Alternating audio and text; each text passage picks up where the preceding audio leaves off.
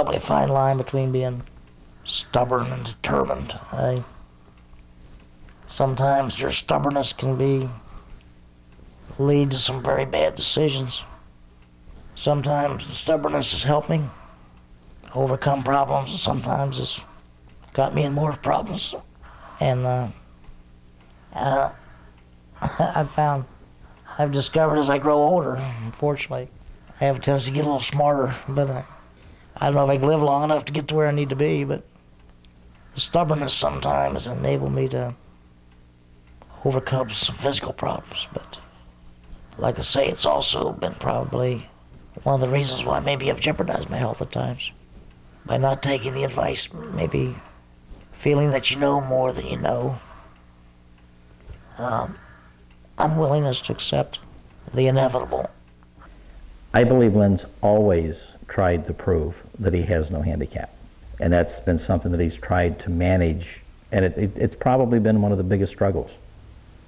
That it's okay sometimes to be tired. It's okay to get help. Sometimes he's his own worst enemy. Len was the kind of person that he didn't want any help. One Sunday evening he was taking me back to College Park. He came home quite often. Len would like to check on his mom, so he would come home quite often, and of course I would catch a ride with him, not having a car. And my particular place of residence at the University of Maryland at that time was Len lived with someone, but I lived at the golf course.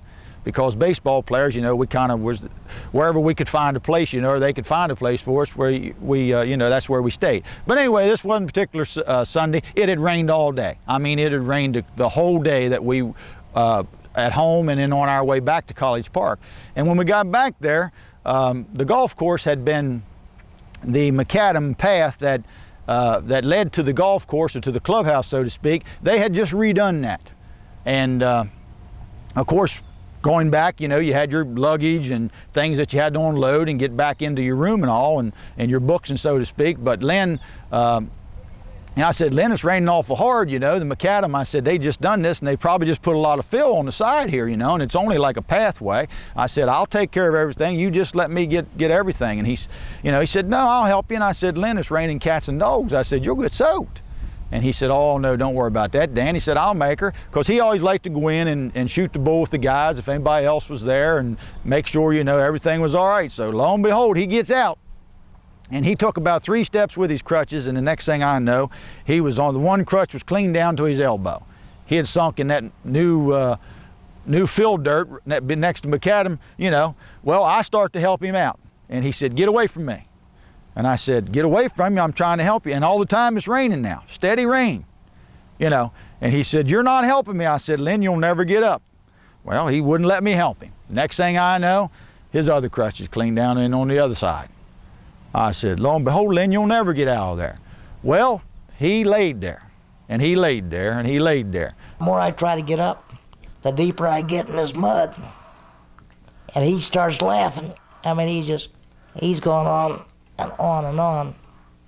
And the more he laughs, the more I try, and the more I try, the deeper I get, and all of a sudden, it isn't funny anymore.